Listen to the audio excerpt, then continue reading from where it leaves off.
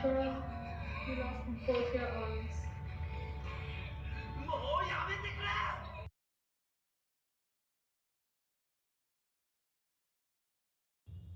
That was such a beautiful episode of the anime Violet Evergarden.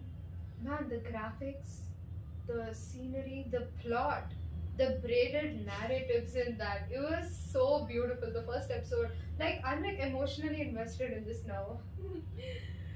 Firstly, very smart to include braid and narrative. But yes, Wild Evergarden is basically an anime where we see the journey of the girl who, through her job of being an automated, Army weapon?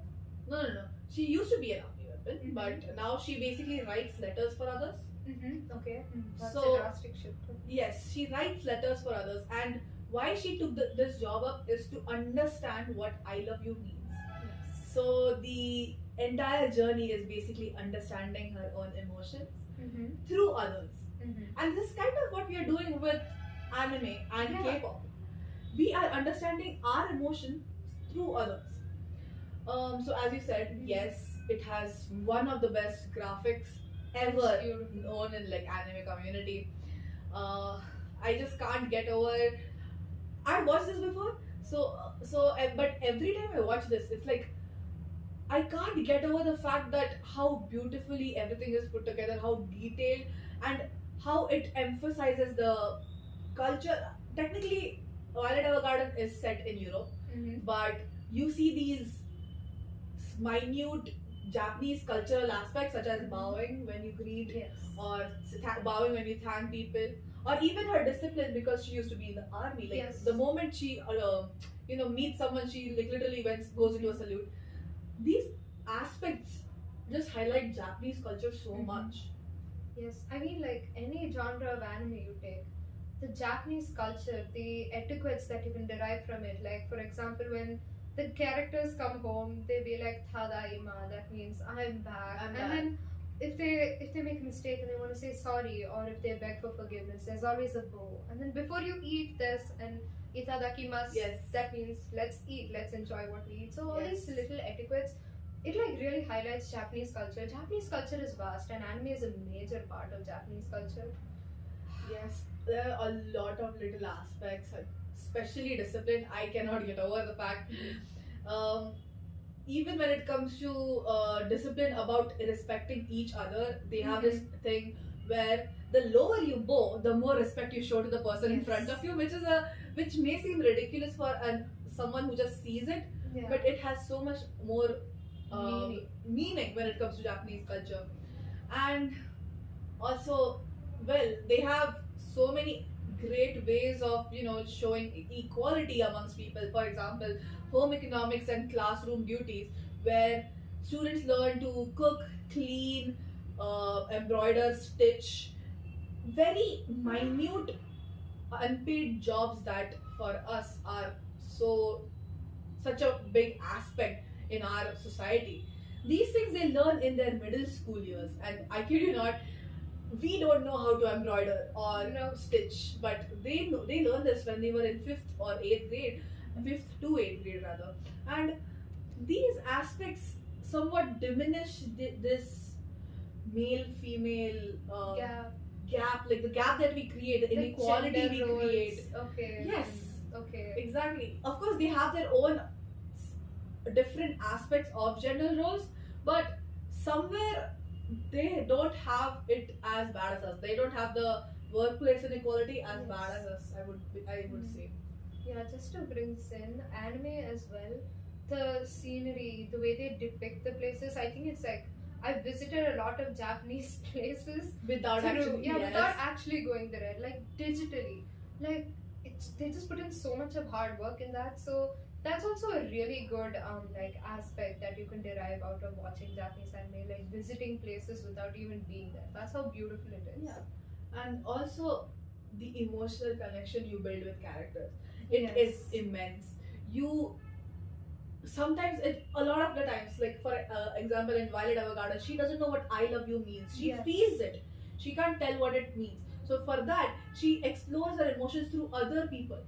For us, it's the same. We explore envy, we explore desperation, we explore loss, we explore a second family, a lot of things, a lot of new and old feelings we explore through anime, because these characters who are not perfect at all, Mm-hmm.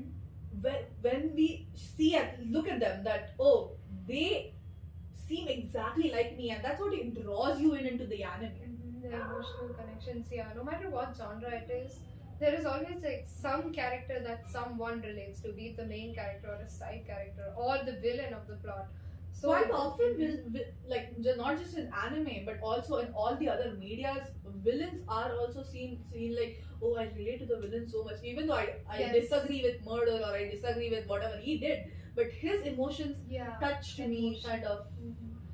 Yes, I think that's very beautiful that they could portray something as complex as emotions. Emotions. And especially in Violet Evergarden, where she doesn't understand emotions, where she Yes. barely spoke, just through the surrounding, just through the air in the episode, It is was what beautiful. influenced us so immediately that we were about to cry. Yeah, and it was just the first episode. Exactly. It So was really beautiful. I think that's the depth we are trying to analyze over here. Mhm. And it doesn't just happen in anime, it happens through even American dramas and etc., Mhm. even of course Indian dramas, Yes. and also music. Especially music. Music helps you feel so much, a lot of your emotions. I have seen this happen so many times. When I need to get pumped up, I have music. Mhm. When I need to feel out my sorrows, I have music. When Yes. I have to calm down, I have music. When I have to, like, there is music for every aspect of my mood, and it's Yes. crazy. It helps me live it out. Yeah, music. Then especially, I feel like what is majorly dominating the music industry now is K-pop. If I am not wrong. Not exactly dominating, but since K-pop, Yeah, I Demon mean- Hunters, yes. Yeah, K-pop Demon Hunters. Yes, that was also a That really was good a animated breakthrough film. for K-pop Yes. industry in The general. emotions portrayed through that movie as well, like the main characters, that was also beautiful, and especially their music. Their music was the best. The best of the best. And speaking of K-pop, I feel like it's also something that we view digitally. If I'm Yes. I'm not wrong in that Technically, aspect. Mhm. Fandoms, if I'm not wrong, that Yes. like fosters social belonging and all of that. So I think you know better about K-pop than I do, so I'm gonna like let you take. Okay, so K-pop industry mainly relies on fan and idol interaction. Mhm. So honestly, of course, there is the aspect of parasocial relationships, but you feel a sense of belonging because you're idol. Of course, that a real human has something that you can relate to. Maybe their determination to become an idol, maybe their struggle, maybe that they are recovering from something, maybe they like.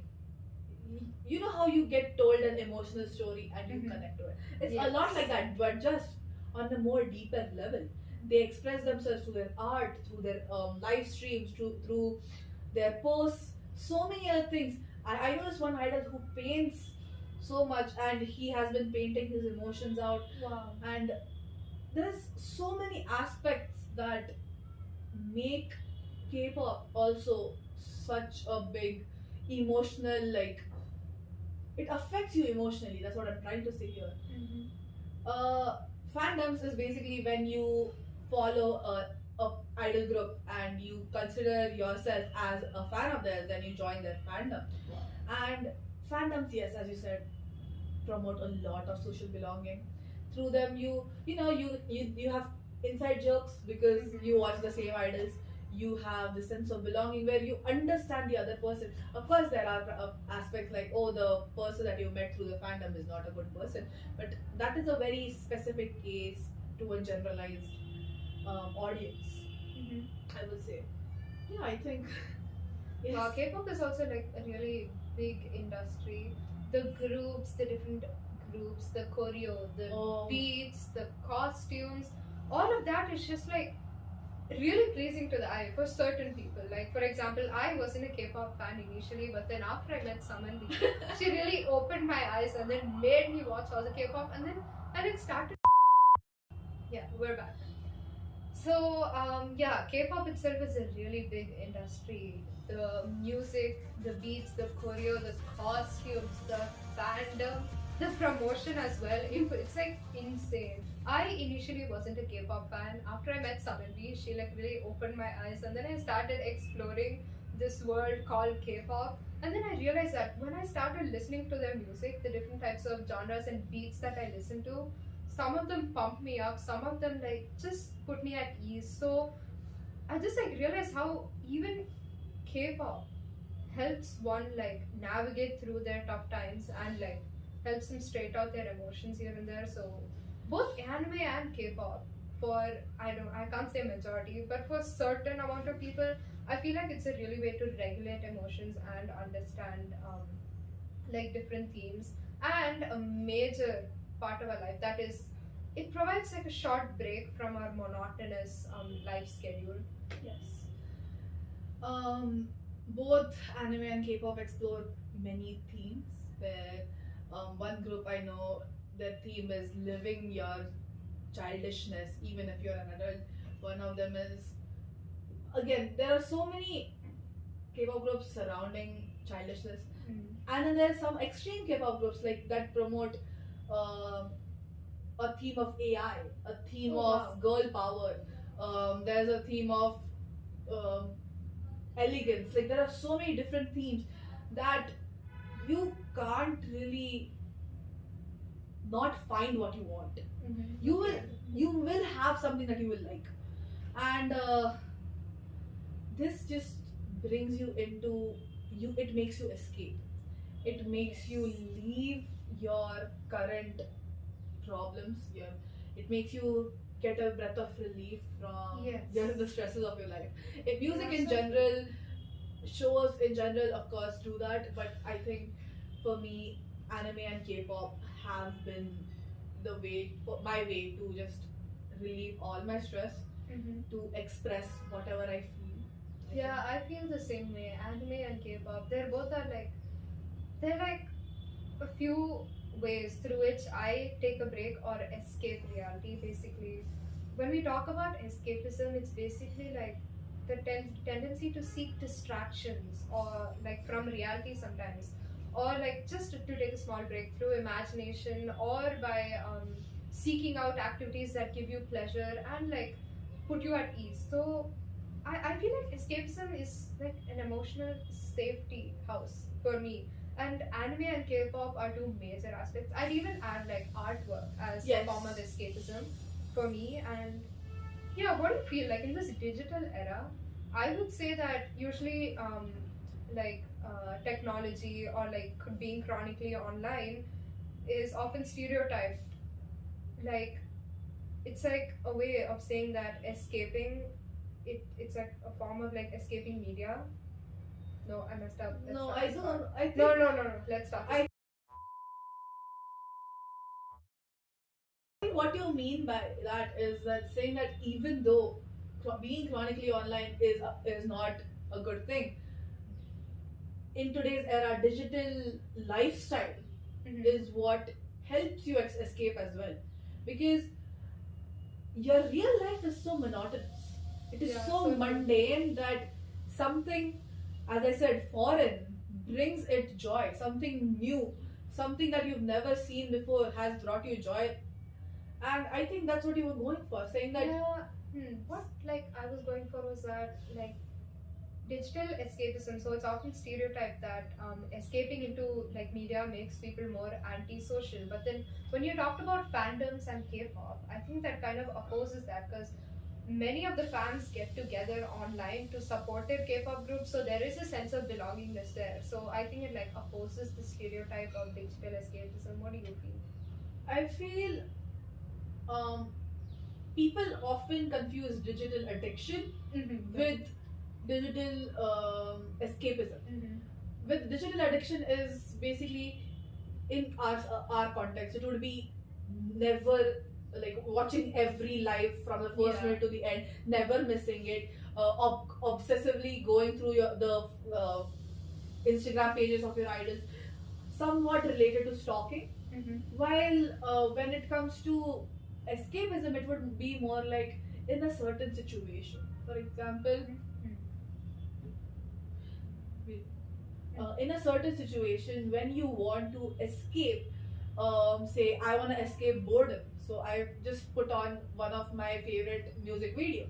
Or when I am really really sad, if I watch a reality show where they are laughing and they make me laugh, I think using it as a means to escape is quite different from addiction.